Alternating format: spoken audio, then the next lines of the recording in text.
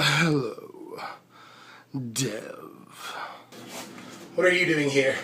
You haven't done mono black aggro yet, Devin.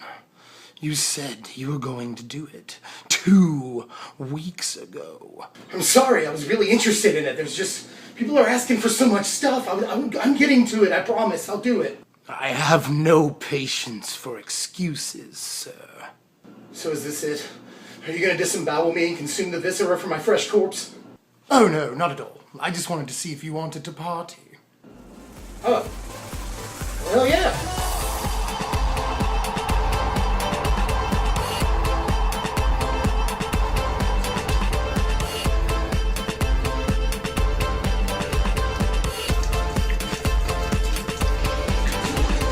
Oh, dirty! Oh, man. That was fun. Hey, what do you want to do next?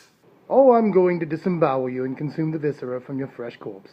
Oh, knew it! I knew my calling since the day I turned 9 and got a Super Nintendo and an acoustic guitar. I started playing on both until my fingers got scars. Yeah, you made.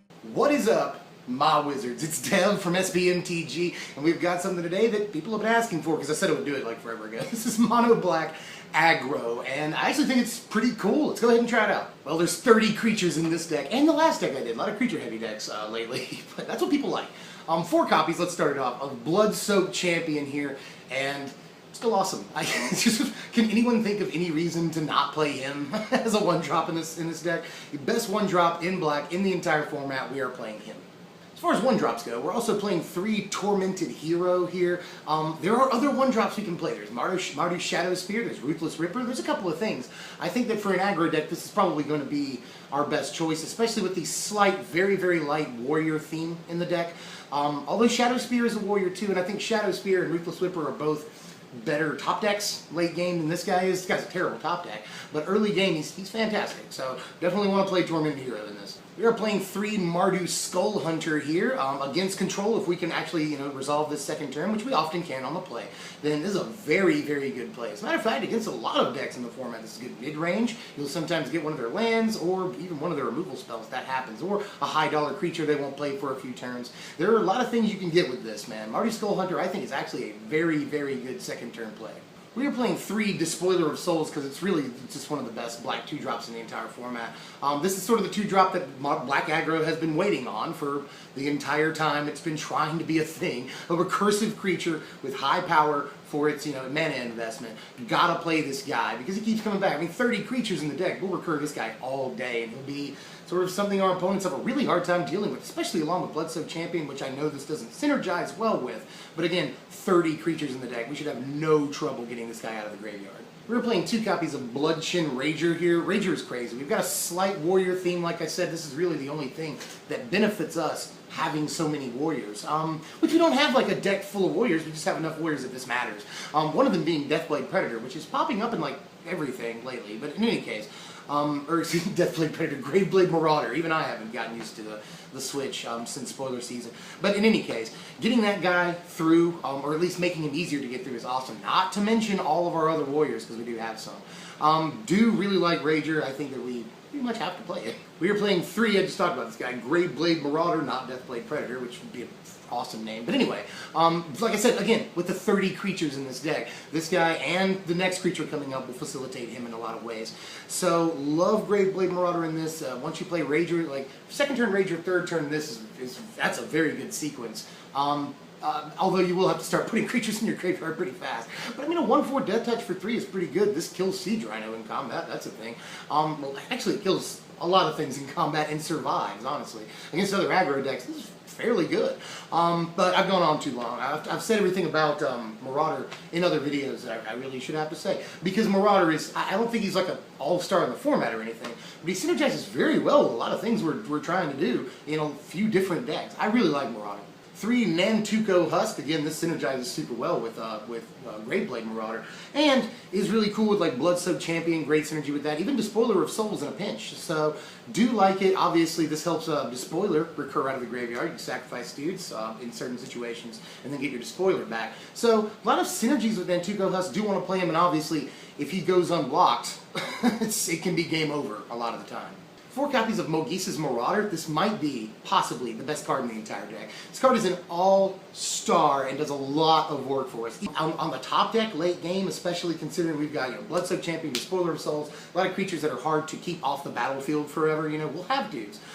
This gets fantastic and synergizes well with Despoiler just because, that's 3 devotion automatically right there. With Despoiler and this guy.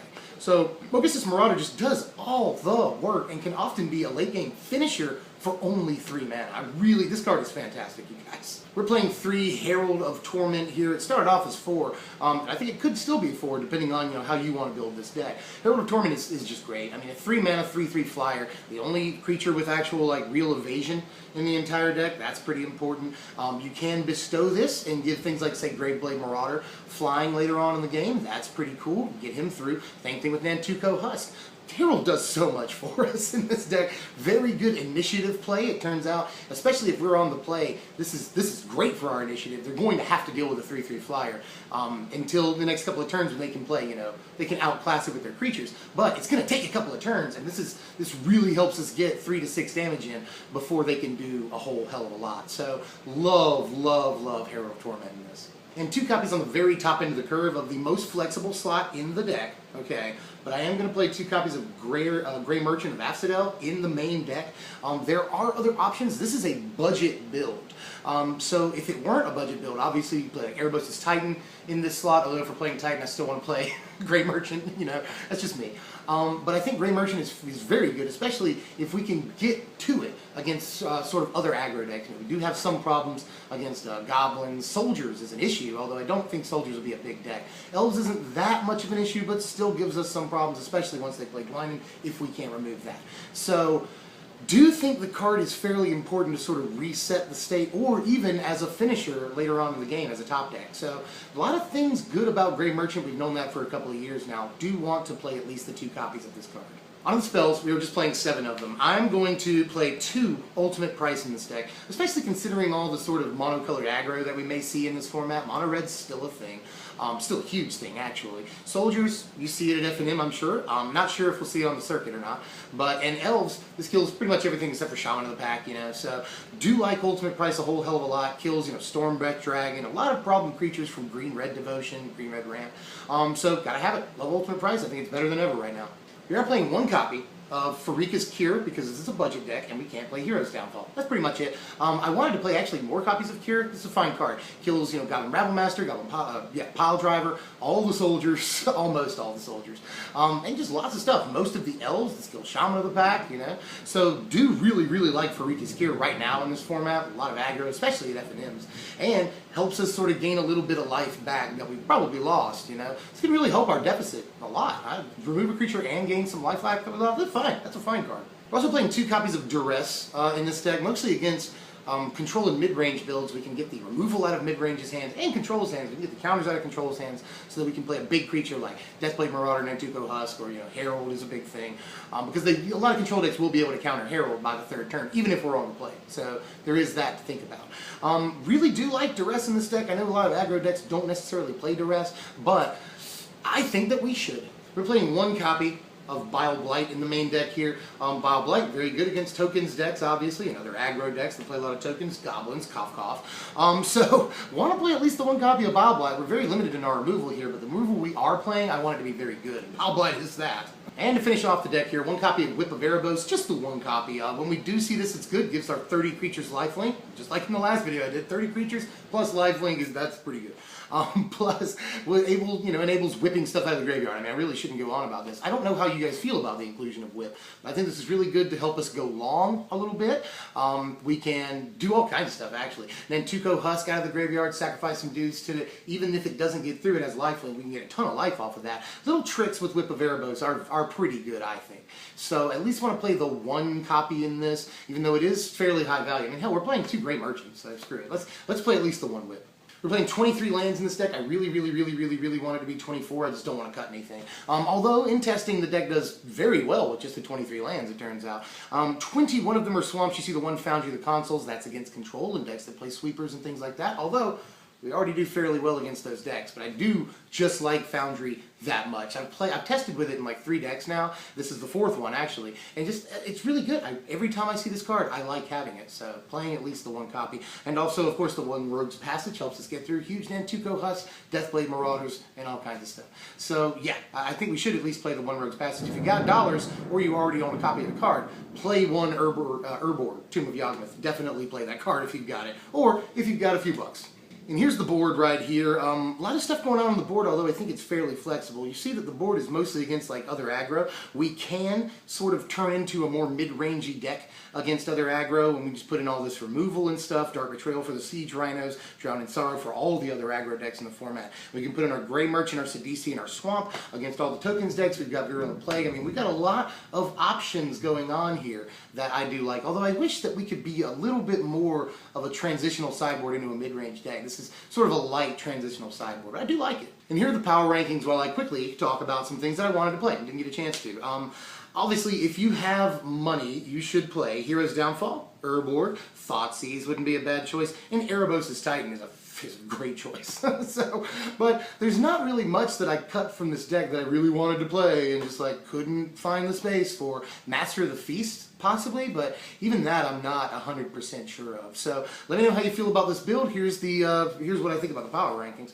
Obviously, there are some powerful cards in this deck, but it synergizes more than it is powerful. So you see, that's the reason for that. It is a little bit slower than some of the other aggro decks in the format, but if I could give it a half a point, I might do that. Versatility, we are fairly versatile, and we're good against sweepers and removal, which we see an awful lot. Our board, I think, is fairly strong, and we are very consistent because we're always doing Thunder. We're always doing what we mean to be doing for the most part. The deck has a very clear goal in mind, and a couple of different ways to achieve it. Either through a big mtgo Husk, Bloodchin Rager, and Deathblade Marauder. Rogue's Passage can come down. We can just do aggro damage, honestly, against like control decks and slower builds. We can just attack for damage the normal way, you know? So the deck has a lot of things going for it. On TCG Player, this deck costs like $25 to make or something like that. It's very, very cheap. On Star City, it might cost you, you know, 40, something like that, but still very cheap deck, honestly. So try it out. I think it's actually really cool, really fun, and has like, you know, more options than some aggro decks, because we have this ridiculous thing where they cannot let some of our creatures through, or they will die. So, you know, that's just how it is. Not every aggro deck in the format has that going for it. So try it out, see how you like it, let me know. And yeah, any suggestions or anything like that, let me know that too. The next thing we're doing is either. Is it budget, is it counterburn, which I've gotten a crazy amount of response for, or it's going to be budget, they're both budget decks, black-white mid-range, which actually I think is really, really good, and will only cost you about $25, $30 to make that one too. So let me know which one you like more, and I'll go ahead and get that done. And I'll see you guys later, man. Like, share, comment, subscribe, do all those things. They help us out so much. Thank you for all the new subscribers lately. It's just mind-blowing to us, and we'll see you guys later, man. My name's Deb from SBMTG. Thanks for watching, my wizards.